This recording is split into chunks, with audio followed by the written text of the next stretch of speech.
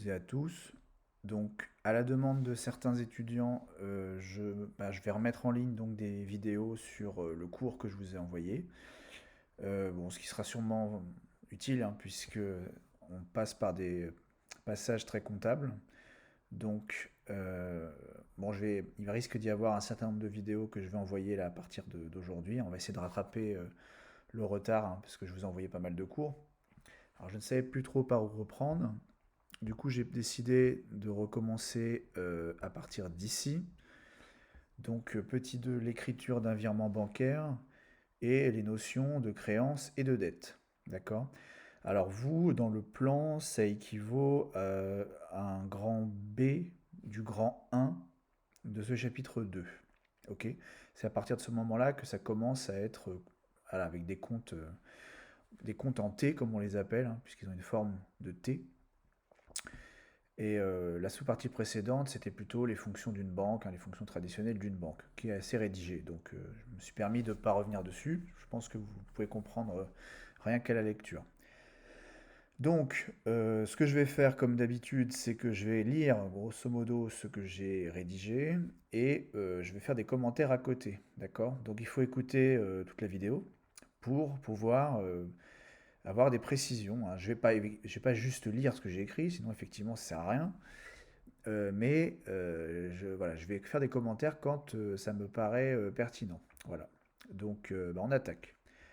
Donc, alors, on imagine deux individus, monsieur A et monsieur B, ayant un compte à vue, ou également appelé compte chèque ou compte courant. D'accord? Donc, moi, dans la suite du cours, j'emploie le plus souvent le terme compte à vue. Voilà. Donc dans le langage courant, nous on dit souvent un compte courant. D'accord? Donc, alors je suis pas sûr que ce soit très propre hein, de dire compte courant. Voilà, nous on dira compte à vue. Dans la discipline, on emploie plutôt ce terme-là. Donc ils ont un compte à vue chacun dans la même banque. Alors, on imagine que c'est la Société Générale. Alors on va faire un peu de publicité, hein, mais bon, je ne suis pas spécialement mandaté par la Société Générale pour faire de la pub. Euh, alors Monsieur A dispose de 1000 euros sur son compte et 800 euros pour Monsieur B.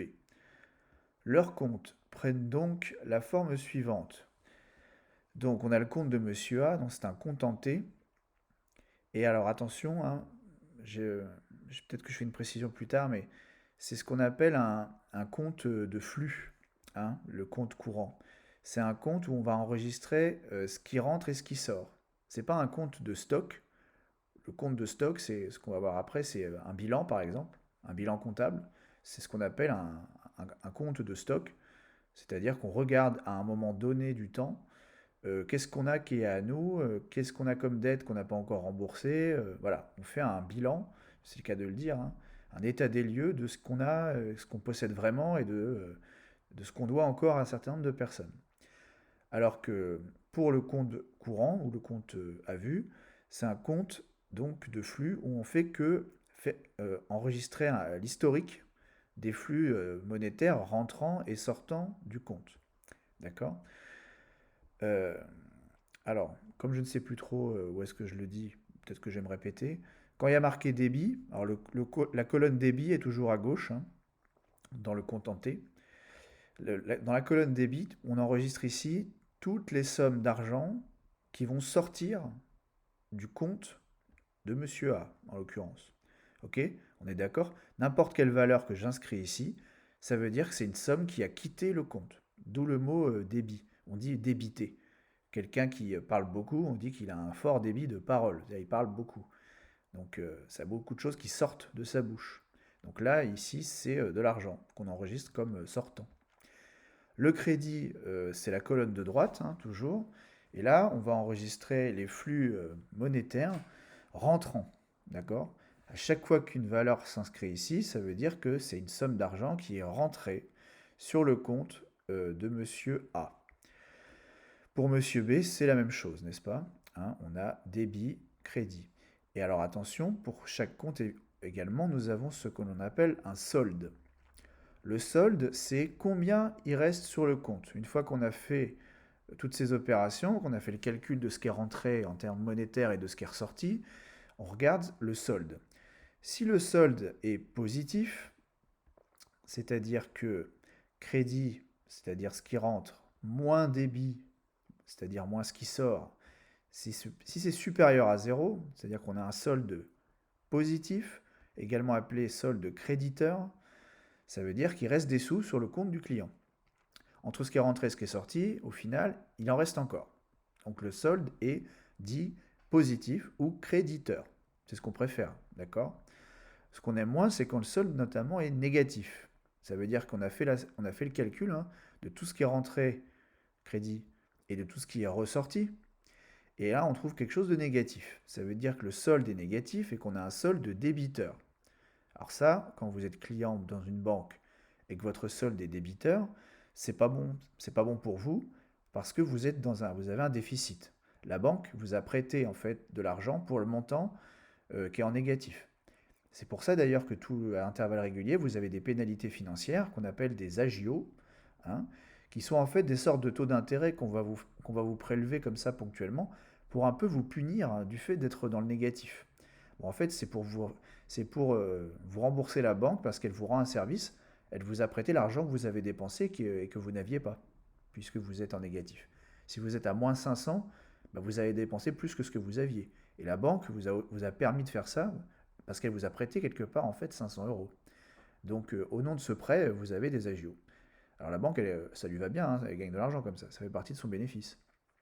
Donc, donc vous devez vite renflouer les caisses pour repasser en positif, c'est-à-dire avoir un solde de nouveau créditeur, pour éviter de payer des agios trop longtemps, ce qui est très onéreux.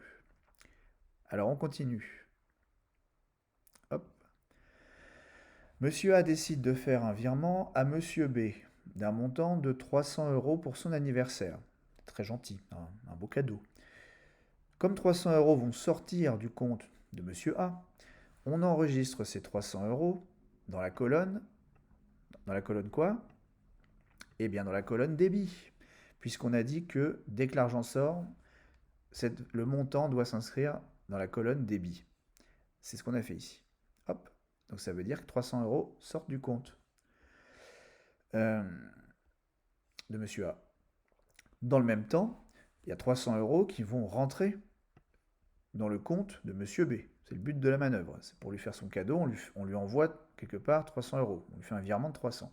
Donc le compte de Monsieur B va avoir 300 euros de plus. On va donc enregistrer ces 300 euros dans la colonne crédit, qui est la colonne où on enregistre tous les flux d'argent, tous les flux monétaires qui rentrent sur le compte. Donc dans la colonne crédit du compte de Monsieur B, ce que nous avons fait ici. Ok. 300 euros qui sortent, 300 euros qui rentrent ici. Leur compte prend alors la forme suivante, que vous avez donc ici, et vous constatez que le solde de chacun des comptes a changé. Dans la situation précédente, on avait un solde de 1000 euros pour Monsieur A et de 800 euros pour Monsieur B. Vu que Monsieur A a fait un virement de 300, lui, il va avoir moins 300 euros sur son compte. Donc le solde passe de 1000 moins 300 égale 700. Il passe à 700 euros. Il a perdu 300 euros puisqu'il les a envoyés à Monsieur B. Monsieur B, de son côté, il avait un solde de 800 euros au début. Et une fois qu'il a reçu les 300 euros que Monsieur A lui a envoyés, naturellement, on passe de 800 à 1100. 800 plus 300. 1100 euros. Voilà comment on enregistre un flux, un virement entre deux comptes de deux clients dans la même banque. Monsieur A décide maintenant de prêter 500 euros à Monsieur B, qui le remboursera dans un mois. D'accord? Donc là, c'est un virement, mais temporaire. Il est amené à revenir. Hein. Donc ces 500 euros vont sortir du compte de Monsieur A, encore une fois. On enregistre donc ces 500 euros au débit de son compte, donc dans la colonne débit. Ok? Alors, j'ai pas laissé apparaître le 300, hein, ni ici, là, le 300, je l'ai enlevé, parce qu'une fois qu'on a actualisé les soldes, ça sert plus à rien voilà, de se traîner plein de chiffres comme ça alourdit un peu la compréhension des comptes. Donc une fois que le solde est actualisé, je fais apparaître que les valeurs nouvelles par rapport à notre petite histoire. Ok? Donc, Monsieur A prête 500, on enregistre les 500 euros au débit de son compte, puisque c'est de l'argent qui sort. Monsieur B va recevoir ses 500 euros. On enregistre donc les 500 euros dans la colonne crédit de son compte. Et encore une fois, ça va faire que les soldes de chacun des deux comptes vont évoluer. Monsieur A était à 700 euros. Maintenant, il va être à 200 euros, puisqu'il y a 500 euros de moins.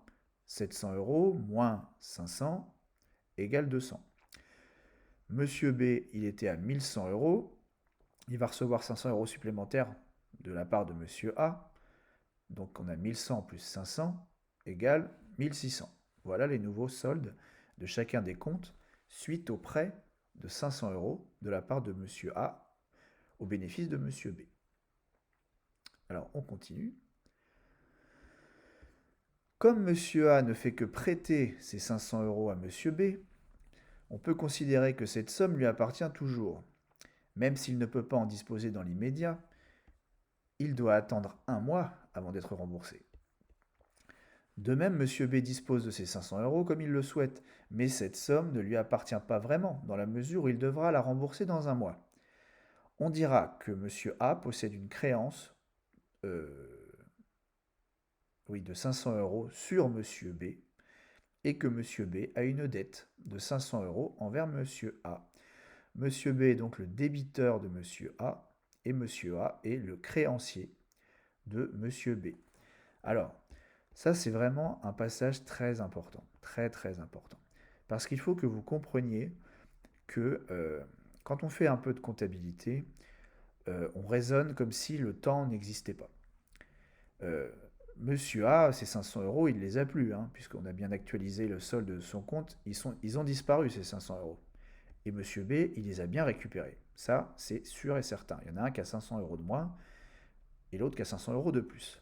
Mais comme il s'agit d'un prêt, et qu'on est sûr que Monsieur B, il va rembourser, en tout cas, on fait l'hypothèse qu'il va rembourser, et en économie, on fait toujours l'hypothèse que les crédits sont remboursés comptablement. Et si ce n'est pas le cas, ça met en place c'est une autre procédure qui se lance, mais on part toujours du principe que le crédit va être remboursé.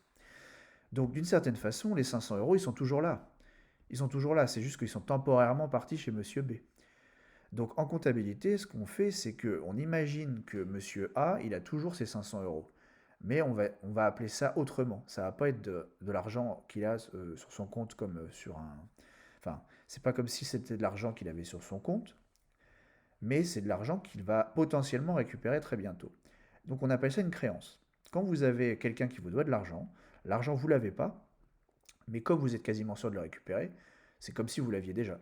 Donc on appelle ça une créance. Vous avez une créance sur quelqu'un. Voilà.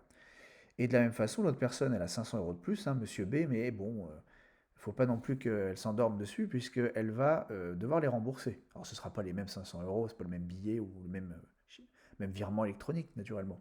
Mais il faudra bien qu'il rende ses 500 euros prochainement. Donc, lui, il va également se dire qu'il a une dette envers Monsieur A, et que ces 500 euros, même s'ils sont à lui, bah, ils ne sont pas vraiment à lui non plus. Donc il ne faut pas qu'il considère que c'est de l'argent qui lui appartient complètement. Il faudra qu'il les rende bientôt. Donc voilà, c'est ça la relation dette-créance entre deux agents. Et ça, c'est très important de bien l'assimiler, cette histoire de créance et de dette, et cette idée que de l'argent qu'on n'a plus parce qu'on l'a juste prêté, pas parce qu'on l'a donné, hein. Donné, c'est terminé, on ne le récupérera pas. Mais si on le prête, c'est un peu comme si on l'avait toujours. Et cette créance, on verra qu'elle est enregistrée dans le bilan des banques. La créance existe toujours d'une certaine façon.